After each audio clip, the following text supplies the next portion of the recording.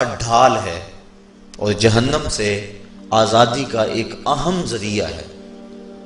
روزہ اللہ اور بندے کے مابین ایک راز ہے۔ روزہ نور ہے، ضیاء اور روشنی ہے، اور آقا کریم صلی اللہ علیہ وآلہ وسلم نے روزے کی فضیلت بیان کرتے ہوئے ارشاد فرمایا کہ ہر شے کی کوئی زکوٰۃ ہوتی ہے، انسان کے جسم کی زکوٰۃ روزہ ہے۔ اگر روزہ رکھے گا تو جسم زکوٰۃ ادا کرے گا، جس طرح زکوٰۃ سے مال پاک ہوتا ہے، روزے سے جسم پاک ہو جاتا ہے۔ اور روزہ ویسے بھی انسان کے لیے شفا کا پیام ہے۔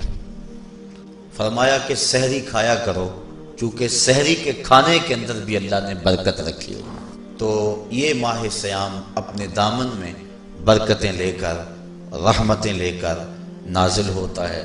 اس کا پہلا حصہ رحمت، درمیانی حصہ مغفرت، اور آخری حصہ جہنم سے آزادی کا مژدہ جاں فضا ہے۔ حدیث میں آتا ہے کہ اللہ نے میری امت کو رمضان المبارک کے روزے کے حوالے سے 5 چیزیں ایسی عطا کی ہیں جو اس سے قبل کسی امت کو نصیب نہیں ہوئی۔ ایک تو یہ کہ رمضان المبارک کے اندر روزہ رکھنے والے کے معدے سے جو بو نکلتی ہے، اللہ کو وہ مشک سے زیادہ محبوب ہے۔ دوسری بات کہ جب ماہ صیام آتا ہے تو شیاطین کو جکڑ دیا جاتا ہے۔ تیسری بات کہ روزے دار جب تک روزے میں رہتا ہے، فرشتے اس کے لیے مغفرت کی دعائیں کرتے رہتے ہیں۔ اور چوتھی بات، جب ماہ صیام کی آخری رات آتی ہے تو اس کے سارے گناہوں کو بخش دیا جاتا ہے اور اس کو جہنم سے آزادی کا پروانہ مل جاتا ہے۔ بلکہ ایک صحابی نے حضور سے عرض کی کہ آقا کریم، جو یہ جہنم سے آزادی کا پروانہ مومن کو ملتا ہے تو کیا یہ لیلۃ القدر کی رات ہے؟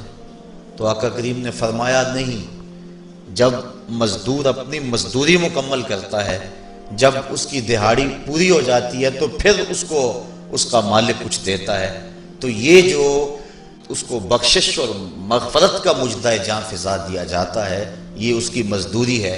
اور فرمایا کہ جو لیلۃ القدر کی برکتیں اس کو حاصل ہوتی ہیں، یہ اس کے علاوہ ہیں۔ اور یہ اللہ تعالیٰ جل شانہ نے خاص کرم نوازی فرمائی بندہ مومن پر کہ اس کو یہ بابرکت رات عطا فرمائی۔ اور 5ویں فضیلت جو اس کو دی گئی روزہ دار کو، اور حضور سے قبل جو امتوں میں لوگ روزے رکھتے تھے، یہ فضیلتیں ان کو نہیں عطا کی گئی۔ جنت کو پورا ماہ مومن کے لیے آراستہ و پیراستہ کیا جاتا ہے۔ حضرت ابو ہریرہ رضی اللہ تعالی عنہ سے ایک روایت مروی ہے جس کو امام بخاری اور امام مسلم نے روایت کیا کہ آقا کریم علیہ السلام نے ارشاد فرمایا، قال اللہ عز وجل، اللہ جل شانہ ارشاد فرماتا ہے، کل عمل ابن آدم لہو، ابن آدم کا ہر عمل اسی کے لیے ہے، الا الصوم فإنہ لی، ہاں مگر روزہ ہے جو وہ میرے لیے رکھتا ہے، وأنا اجزی بہ، اور اس کی جزا میں اسے دوں گا، والصیام جنۃ، اور صیام روزہ ڈھال ہے، فإذا کان یوم صوم احدکم فلا یرفث ولا یصخب، فإن صابہ احد او قاتلہ فلیقل انی صائم انی صائم، والذی نفس محمد بیدہ لخلوف فم الصائم اطیب عند اللہ من ریح المسک، للصائم فرحتان یفرحہما اذا افطر فرح بفطرہ واذا لقی ربہ فرح بصومہ۔ تو فرمایا کہ جب کوئی شخص روزہ رکھتا ہے تو اس کا یہ عمل اللہ کے لیے ہے اور اللہ تعالیٰ اس کی جزا دے گا۔ روزہ ڈھال ہے، جب کوئی شخص روزہ رکھے تو وہ اس کے اندر کوئی اللہ کی نافرمانی نہ کرے، یہاں تک کہ اگر اس کو کوئی شخص گالی بھی دے تو وہ یہ کہے کہ میرا روزہ ہے، میں صائم ہوں، میں نے روزہ رکھا ہوا ہے، یہ کہہ کے لڑنے والے کو، الجھنے والے کو ٹال دے۔ حضور نے ارشاد فرمایا مجھے قسم ہے اس رب کی جس کے قبضے میں محمد کی جان ہے کہ روزہ دار کے معدے سے جو بو نکلتی ہے اللہ کو وہ مسک یعنی کستوری کی خوشبو سے زیادہ محبوب ہے۔